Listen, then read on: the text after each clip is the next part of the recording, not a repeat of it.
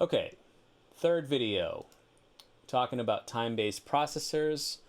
Some of my absolute favorites I saved for last, of course. So from iZotope, I have an effect called Stutter Edit, which is a little bit like the movement and Brauer motion, but it's more focused on glitching and stuttering and more extreme effects than the other two. The other two sit in the mix more. This is meant to, they stand out too, I guess, but this is definitely something different. So let's take a listen to what Stutter Edit can do. I'll just show you a few examples, okay? And in order to use Stutter Edit as I stutter, you can't just plop it on the track. You have to put the track as an insert and enable it, and then you create a MIDI track and you control Stutter Edit via MIDI. So I have Stutter Edit created, and then at least within Cubase, I click on my output for my MIDI, and it will show. I don't want to put it on Groove Agent up here. I want to put it on Groove Agent, Insert, iZotope, Stutter Edit. Okay, and I can set it, I have it set for channel 1. Okay, so when I hit that, now you can see when I hit my keyboard, it's going to pull up, it's going to trigger different effects. Now within Stutter Edit, there are different banks that you can go through. There's a ton of different banks, and each bank has a ton of different effects. So let's just go through a few of these and take a listen.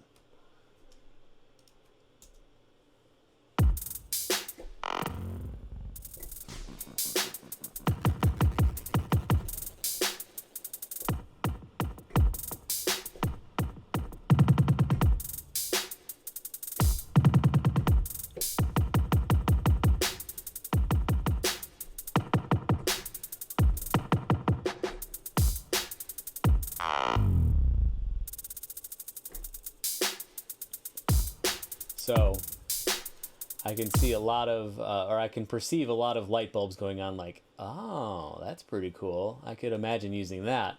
Let's take a listen in context, and I'll just mess around with a few of these.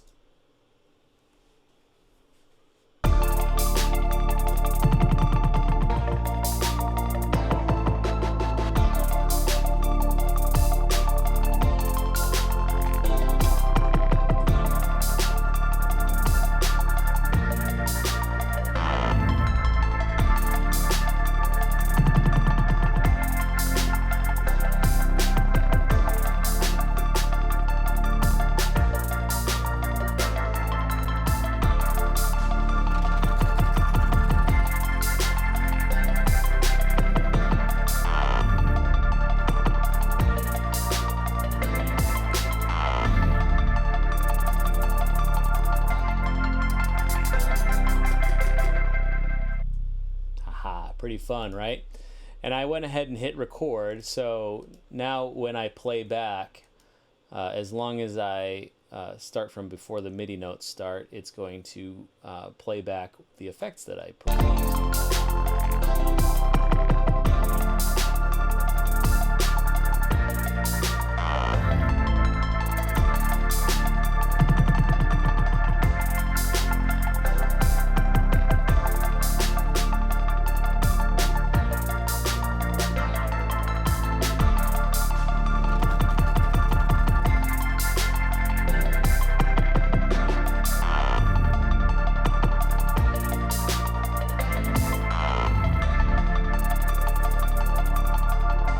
Yeah, pretty fun stuff, right? And with basically using all of these different effects, we've turned a track that's kind of just, it's okay, into something that has a lot of dynamics, a lot of interesting character to it, right? We gave the drums the reverb, we gave the apricot pop sound the delay and movement, and that really gave it some life. We used Brauer motion on this kind of static pulse, and then within Massive X, so I promised you we'd go back to Valhalla Shimmer because it was just too cool, right? So if I turn on Shimmer, going to turn my phaser off.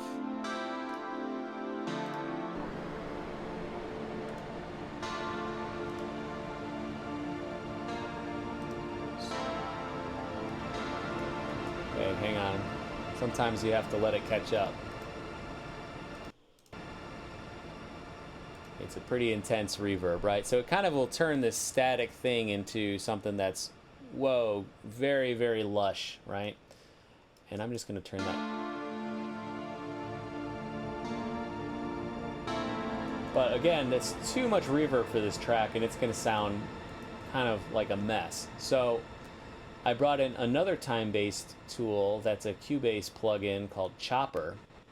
And what Chopper does is it can apply a waveform to your instrument. So now, instead of it just being that constant block of reverb sound that's going to muddy up my mix, I can apply different waveforms. So let's hear what like this sounds like. And I can adjust the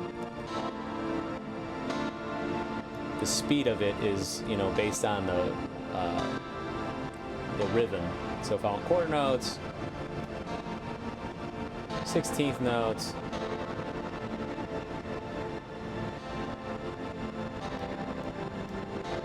and we could go through and automate some of this too. And if I change my depth, it's how extreme. Is it 100% is the full waveform all the way down to none of the waveforms. So you may want to consider, you know, how much and then what percentage of your mix is going to receive that.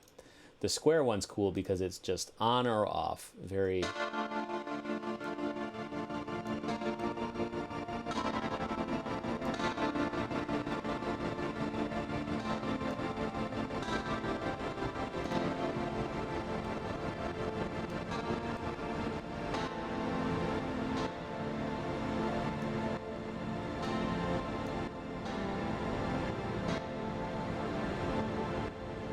So this is turning more into like an effect, right?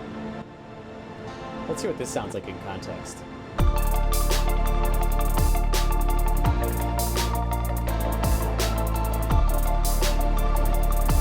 Oh, I like that, but it's just a little loud.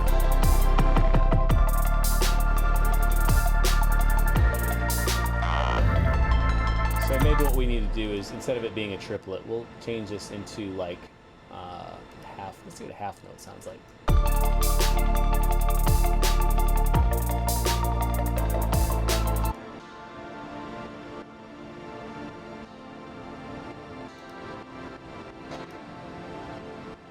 So this changes it to time-based.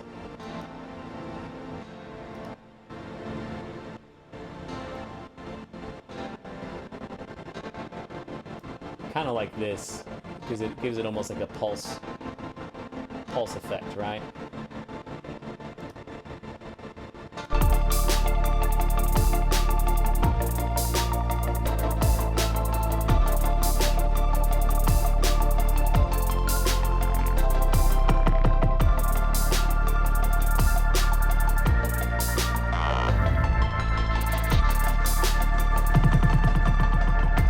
And what I'm thinking is putting a phaser on it, a slow phaser, now that I'm hearing it in context, and something that's going to kind of bring out those highs later on. And I'm going to put this so it's only going to affect the kind of mid to high.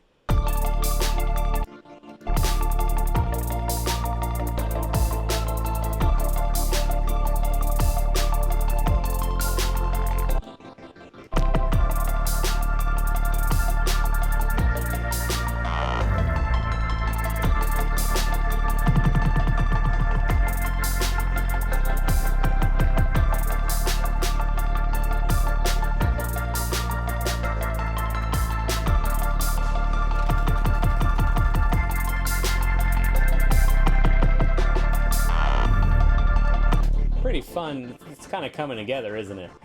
If I can get that one to shut up. All right. So the last tool I want to show you is from Cubase, and I have it applied on the master fader. Why would you ever want to do that? This is called Loop Mash. And what Loop Mash is basically like if you could imagine putting your song on a turntable. And right, yeah, it's cool. So let's take a listen to what we can do with Loop Mash.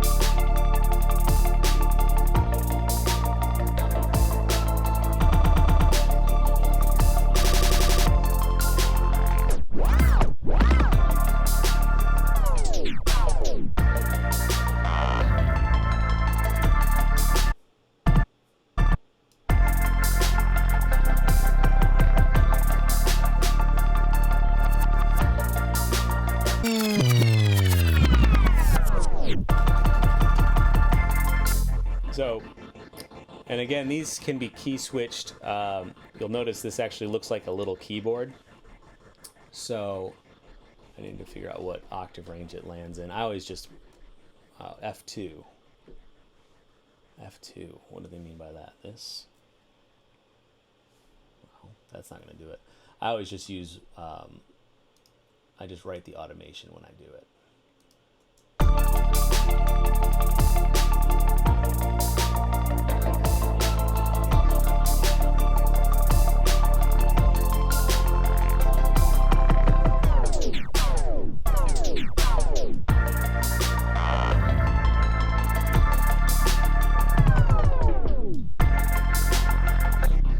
I didn't really like either of the things that I did. I guess it's talking about on my keyboard, so let's see here. I want to figure out how to, so that should be C4, C3, C2. So this should do it if I, let's try it.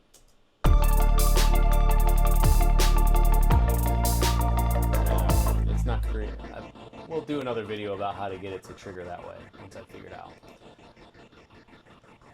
That one effect is pretty intense. Another reason, if you render your tracks, the effects aren't happening in real time, so you can save yourself from that kind of trouble. But let's just try to figure out something. We can adjust the tempo of the grid that we're affecting here. Let's put it on eighth notes now, and let's put in like a cool little break after the first 4 bars.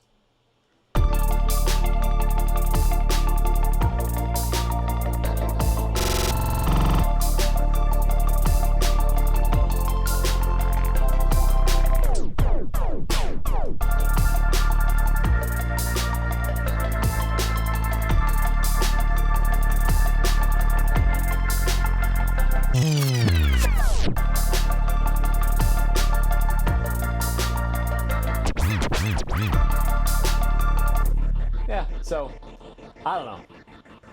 You guys figure something out and send it to me. So that's a cool plugin. It's called Loop Mash Effects from Steinberg. So we talked about movement, Brauer motion, Loop Mash, Valhalla Shimmer, and Chopper. A bunch of really cool advanced time-based plugins. So have fun with it. The main thing is have fun and don't be afraid to experiment with new things because, you know, you never know what you can come up with. So I hope you enjoyed it, and please let me know, of course, if you have any questions. You guys have a good one.